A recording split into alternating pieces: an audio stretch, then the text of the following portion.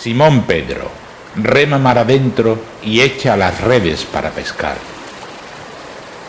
Señor, hemos estado toda la noche intentando pescar y no hemos cogido nada, pero por tu palabra echaré las redes. Y habiéndolo hecho, recogieron gran cantidad de peces. Y resuena en mi corazón las palabras del Señor diciendo: remad mar adentro, remad mar adentro.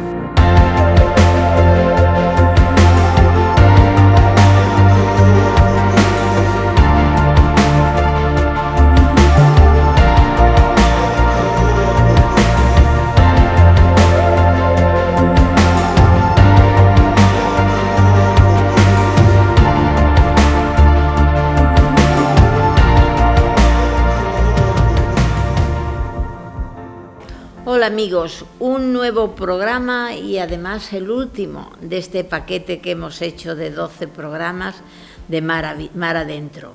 Hoy traemos un tema que creo que a todos nos interesa, porque nos hacemos una pregunta: los misioneros, ¿cómo trabajan? ¿Qué hacen los misioneros? Pero nos hacemos otra pregunta de si estamos en tierra de misión. A veces yo creo que no. Y lo estamos. Por eso hoy traemos de la mano de don José Antonio Sánchez Herrera el tema Europa, tierra de misión. Gracias por atendernos una vez más, padre, aunque llegamos al final, que lo hemos logrado. Ya hemos llegado al verano, es que en el verano ya hay que ir más, tenemos que tratar temas menos solemnes. No, gracias a vosotros, creo que esta es una propuesta bonita. Y realmente para mí también ha sido una alegría poder tener esta ventana de comunicación con tantas personas. Bueno, estamos viviendo en tierras que no está recibiendo la dureza de la persecución de otras iglesias, que están nuestros misioneros perseguidos, algunos sentenciados a muerte, otros ya han sido asesinados. No es esa la misión, pero tenemos una misión, yo diría, menos conflictiva, pero más difícil, porque es convencer a los fríos, a los tibios, a los que se han ido, a los que no quieren venir. Todos esos hay que convencerle, pero tenemos antes que estar preparados. No podemos afrontar la misión si no somos misioneros. ¿Usted qué nos dice? Bueno, la misión es intrínseca a la vocación cristiana. Ayer mismo, el Día de la Santísima Trinidad, una vez más, eso igual que el Día de la Ascensión, tocaba ese trozo, ese Evangelio, ¿no? Y anunciar el Evangelio, y a quien crea bautizarlo en el nombre del Padre, y a todos. Es decir, el Evangelio es para todos, y ese es el tema de la misión. Muchas veces la misión se ha entendido como ir siempre a lugares lejanos. Es verdad que sí, porque esa es la misión a gente, es decir, la misión es anunciar a Jesús allí donde Jesús no es conocido ni amado. Y bueno, si ahora Jesús no es conocido y amado en Europa, pues no habrá que ir, estamos aquí y habrá que hacerlo. El tema de la misión no es optativo, no es que a mí me gusta ser misionero. Esta cuestión es una vocación específica, laica o sacerdotal o religiosa para ir a la misión a gente. Pero todo cristiano, por el hecho de ser cristiano, está llamado, digamos, a dar testimonio de su fe. Para dar testimonio de su fe, primero hay que creer, segundo hay que tener una fe formada y hay que tener, digamos, una capacidad de poder, digamos, ofrecerla, ¿no? Porque no se trata, y el tema lo dice continua y constantemente el Papa Francisco, no se trata de conseguir adeptos, no es uy, cuántos somos, y más, no, es cuestión, no es proselitismo, es sencillamente anuncio, oferta, Dios es oferta. Entonces, y testimonio, ¿no? Claro, es decir, si mi palabra no está avalada por mi gesto, mi palabra se hace una palabra mentirosa. Si mi gesto no están avalados por la palabra, será un gesto incompleto. Pero vamos, yo siempre digo, entre gesto y palabra, si algo de falta que falte la palabra. Porque la palabra sin gesto es mentirosa. Yo no puedo estar hablando del amor de Dios y estar dándole patada al que tengo a mi lado. Eso es, mis gestos negarían, digamos, la palabra que digo, ¿no? Y claro que sí, eso es fundamental. Y yo me llama muy poderosamente la atención porque Europa, que durante siglos, cuando toda la fuerza, a partir sobre todo de siempre la Iglesia ha sido misionera, porque cuando desde el propio imperio, vamos, es decir, de estar ahí en Jerusalén un grupillo con más miedo que siete viejas, ya nace la Iglesia misionera. Se lanzan, digamos, a recorrer todos los caminos del imperio. Es decir, primero buscando el mundo judío porque era con el que había más relación.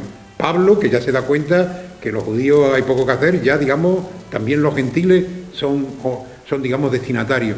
Y ya desde entonces la Iglesia no ha parado. Otra cuestión es que las maneras, los modos, las formas, bueno, no digamos la misión que hizo la Iglesia en América Latina, tan cuestionada por digamos, esa historia negra, ¿no? Esa que nos lanzan, pero que es falsa absolutamente.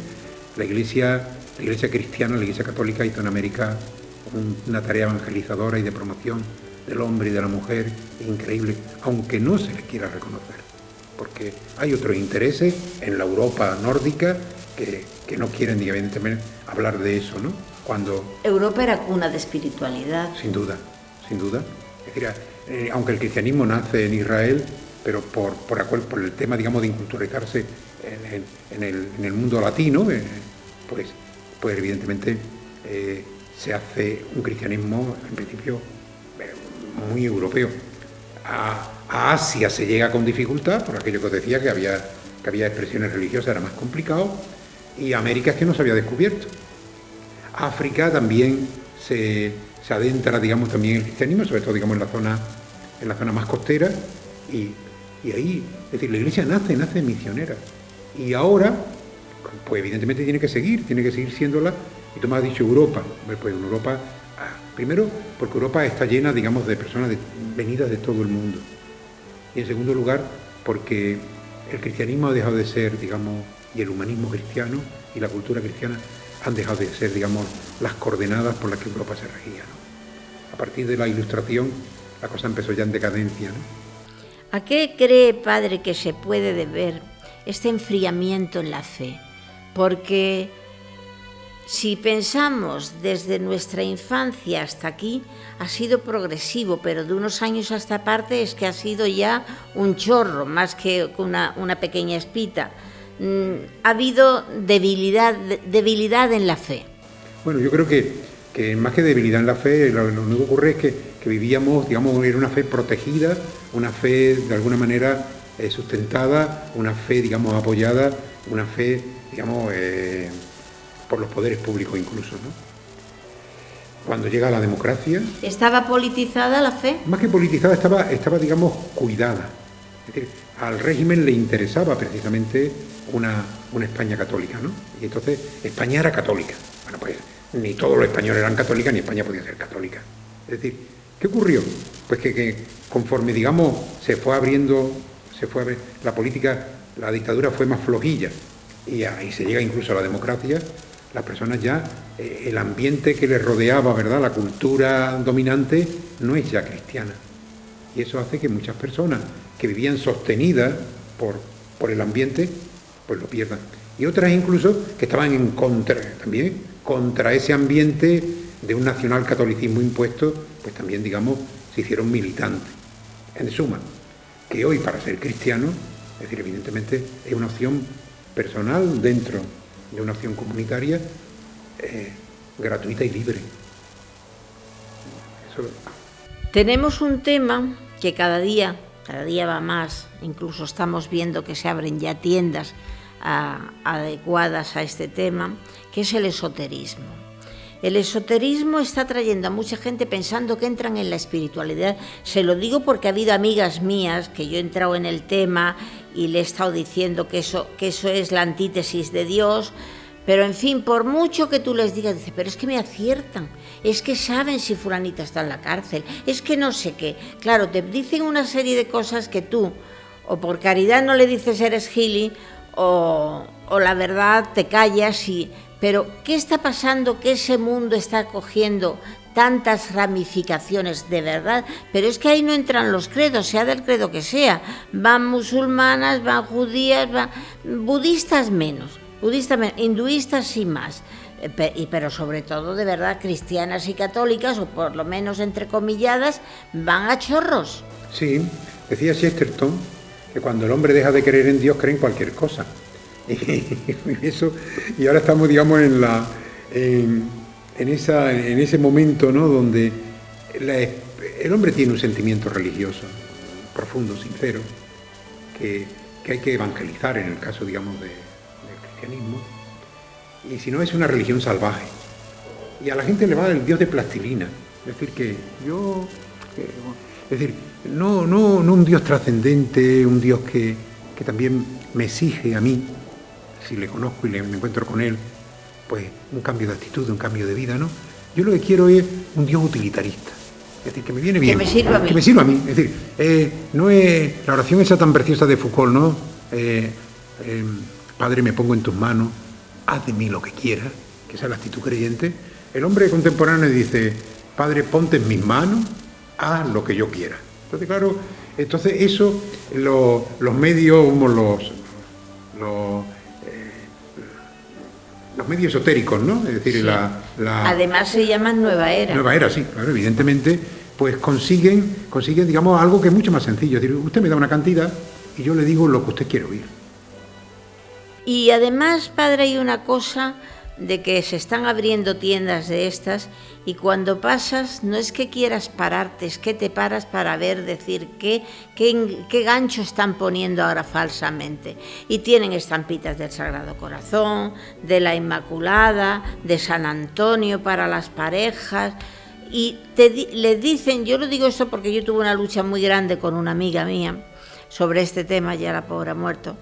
Y la verdad es que ella decía, pero si es que es todo fe, si es que me dicen que me dirija al Sagrado Corazón, es decir, encima eso, ¿no? Es decir, que las estampitas, como yo digo, no eran suyas, eran nuestras. ¿Eso qué le diría usted a esas personas, padre? Bueno, pues yo le diría poca cosa, pero es decir, en el fondo eso es el sincretismo. El sincretismo es lo que más le encanta a la gente, es decir, cojo de aquí, cojo de allá, y al final, digamos, hago ahí una especie de tortilla religiosa que me va bien.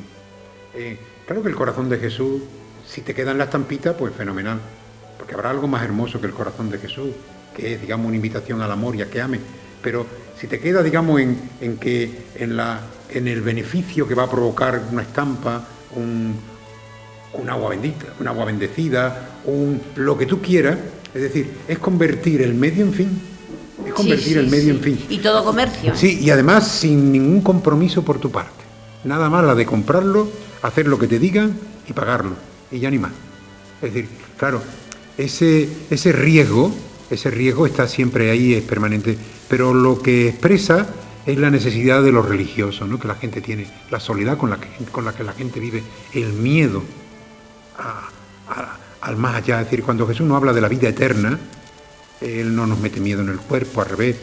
Pero evidentemente el hombre que sabe, es decir, primero no queremos hablar de más allá de esta vida, ¿no? Pero en el momento en que la enfermedad, el dolor, la muerte llegan, buscamos respuestas, ¿no? Y entonces, claro, ahí encuentran respuestas fáciles. ¿No es otro camino también de misión? No, sin duda. Sin duda, pero eso ha ocurrido siempre, es decir, me hace muchísima gracia, por ejemplo, el vudú y toda esta parte en América Latina de esa mezcla entre la santería, porque viene, es decir, el animismo africano con las religiones centrales de América, con el cristianismo que llega, se mezcla todo y sale ahí un cóctel que, bueno, que es complicado. Yo lo que veo, por ejemplo, en América Latina es como la Iglesia allí, más de hacer una batalla frontal, porque ha ido, digamos, entendiendo, comprendiendo y evangelizando esas expresiones, porque no hay otra, ¿no? Al final volvemos donde siempre. Hay que dialogar. Es decir, yo puedo decir, eso es una tontería muy gorda, y es verdad. Pero si eso me evita, si eso ya me rompe la posibilidad de dialogar contigo, es decir, yo de entrada, es decir, primero respeto. Después hay que, digamos, dialogar con las personas y ofrecerle un camino más hermoso y mejor que ese que el esoterismo cree que le está provocando y produciendo, ¿no? Bueno, se advierte en muchos templos, más de tierra adentro, curiosamente, y más en la zona de Alemania, de Francia, incluso algunos pueblos nuestros, se advierte un vacío en las iglesias. Es decir, ya no es la cantidad, quizás se queda solo la calidad, pero la calidad es mucha, pero en poca cantidad. Tenemos esa misión con mayúsculas que cumplir dentro de nuestras propias parroquias. Sí, yo creo que hoy el gran tema es la iniciación cristiana, es el tema pendiente. Es decir, y eso se hace en familia. Es decir, nosotros hacemos grandes esfuerzos de trabajo con niños, pero al final el trabajo hay que hacerlo con la familia. Porque si la familia es la que educa en gran medida, pues evidentemente el niño crece. Yo creo que la pastoral familiar y junto a la pastoral familiar iniciar a estos adultos jóvenes que van a crear familia, etcétera, iniciarlo en la fe, una iniciación cristiana bien hecha.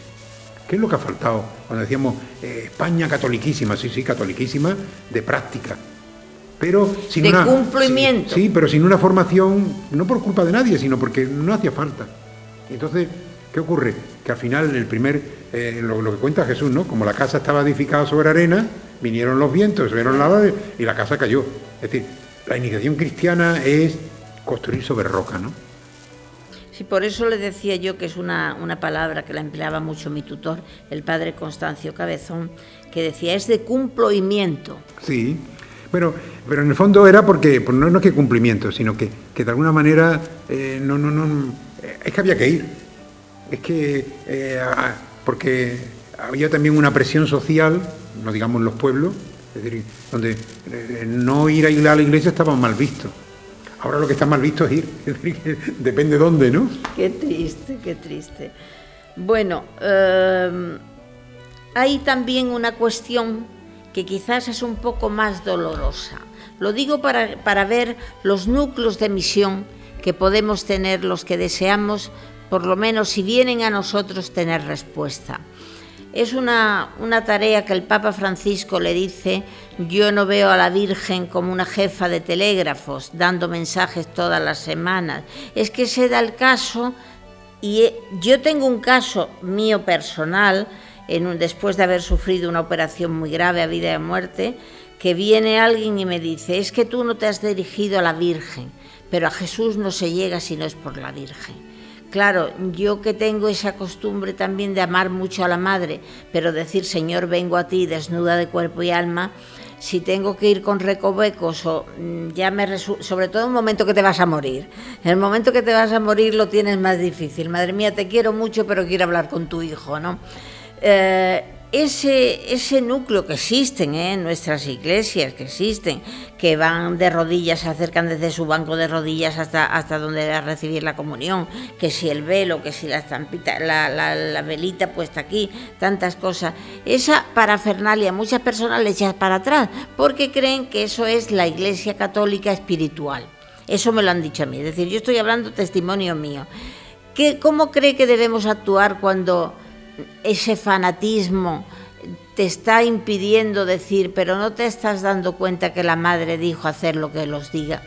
Claro, yo creo que el Papa lo ha dicho y siempre la Iglesia lo ha mantenido. Es decir, la Virgen es la primera discípula, es la madre de Jesús, pero el que salva es Jesucristo. No hay, entre el cielo y la tierra no hay otro Salvador fuera de Él. Él salvó a la Virgen, Él salvó a su madre y desde ella a todos nosotros. Y María la queremos, bueno, ¿cómo no vamos a querer a la madre? Si es la madre de Jesús, y desde la cruz es también nuestra madre. Pero yo creo que nuestra madre no quiere que le demos los títulos que no son suyos, ni que le demos la tarea que a ella Jesús no le ha encomendado. Ella, como buen discípula y como buena hija de Dios, acepta el plan que Dios le da. Y ella no es la redentora, ni la salvadora. Ella es una mujer redimida y salvada. Ella fue redimida antes de nacer, por eso es inmaculada. Y ella es salvada en cuerpo y alma, porque el Señor se la llevó después de morir, la subió a los cielos. Pero quitando todas esas cosas preciosas que María pero María se presenta como la humilde sierva. Y ella digamos, siempre, tú lo has expresado, hacer lo que Jesús os diga. Yo creo que ni la Virgen está, digamos, como dice el Papa, así con ese sentido del humor que tiene, ¿no? Los martes a las 5, llamada telefónica de la Virgen, ¿no? Yo respeto mucho, pues, todas las expresiones de las personas, pero cuando se convierten, sea cual sea. Es fanatismo muchas veces, cualquier expresión que se convierta en fanatismo y en radicalismo, pues lógicamente los sismos son todos sectarios y lo que está llamado a ser comunión termina siendo, digamos, secta. ¿Cómo hay que actuar en esos casos? Yo creo que de alguna manera, bueno, respetando siempre, y después, digamos, si la persona quiere dialogar, dialogando, ¿no? Pero no será fácil, ¿no? No es fácil. Ya simplemente para terminar, una pregunta que en realidad son dos. Tenemos muchos católicos que se han pasado a los evangélicos. Y los evangélicos se sienten estar en posesión de la verdad. Ellos son más valientes que nosotros para venir a nosotros o para decirnos. Y muchas veces la respuesta no es fácil, porque ante ver el hecho de ver una persona que cree tan firmemente, a ver ante esa roca, ¿qué haces tú? ¿Por qué cree que también en Sudamérica se está dando esta circunstancia de que tantos católicos se pasan a los evangélicos? Yo creo porque, primero, lo que te decía, no ha habido una buena iniciación cristiana, y por lo tanto no apuntamos a la última. Después, yo creo que en gran medida también parte por una mala experiencia de acogida por la comunidad católica. Es decir, que hay muchas personas que se sienten mal acogidas, mal atendidas. Eso es muchísimas personas con una fe débil ante cualquier situación que han tenido, pues se convierte eso en caldo de cultivo. Y después porque, es decir, las iglesias evangélicas serias no son proselitistas. Es decir, la Iglesia Evangélica Española, por ejemplo, ¿no? Es muy seria. Es tan seria, digamos, como la Iglesia Católica, ¿no? En ese aspecto. Pero después hay cantidad, digamos, de otras sectas que sí son facilísimos, digamos, y le dan a la gente lo que la gente busca, que es seguridad para hoy. Tú te vas a salvar, tú haces esto, tú. Es decir, y eso, claro, eso hace a la gente insegura le viene fenomenalmente. Y también juegan mucho con lo afectivo. Es decir, con lo afectivo podemos jugar todo, yo creo que ese es un riesgo. Si nos quedamos solo en los afectos y no vamos a más, pues entonces evidentemente ahí jugamos en desventaja. Yo creo que no se trata, digamos, de usar los mismos métodos que otros usan, sino, digamos, de purificar nuestras capacidades de diálogo, de acogida, y yo no lo veo como un gran problema, es decir, no es que la gente se está yendo en masa a ningún sitio. Desgraciadamente la gente se está yendo en masa a los centros comerciales, vamos. Es decir, que lo religioso ha dejado de ser en gran medida, digamos, como una opción primera y primaria para la gente, ¿no? Y ya para terminar, teniendo en cuenta que terminamos todos los programas, una frase, un consejo que dar a todos los que deseamos ser misioneros del asfalto, pero que no sabemos hasta dónde llegar y cómo llegar. Bueno, pues, si me permite, dos. Uno, digamos, es de un gran cristiano, ¿no? San Felipe Neri, ¿no? Que es, digamos, sed buenos si podéis. Porque no es fácil ni sencillo. Y la segunda, digamos, es algo que yo digo siempre, cada día antes de la comunión, ¿no? Es decir, el Señor nos alimenta con un pan de amor para que no nos cansemos de amar. Qué bonito. Pues vamos a seguir alimentándonos de ese pan de amor para no cansarnos de amar. Y nada, nos seguiremos viendo en la Eucaristía cada domingo, y como no, y seguro que encontraremos otros momentos, digamos, de dialogar contigo, y a partir de ti, de esa ventana que Jesús Televisión tiene y abre con tanta gente. Gracias. Muchas gracias, Padre. Hemos llegado al final de esta etapa de 12 programas. Según muchos de ustedes nos dicen, los temas han sido interesantes y los reparten incluso entre sus amigos. Algunos tienen grupos bastante numerosos. A todos ellos muchísimas gracias, y a usted que nos ve en solitario en su casa también muchas gracias, porque se siente que estamos junto a usted, unidos a usted. Así que ya lo sabe, con un beso muy grande me despido. Como ha dicho el padre, habrá más ocasión.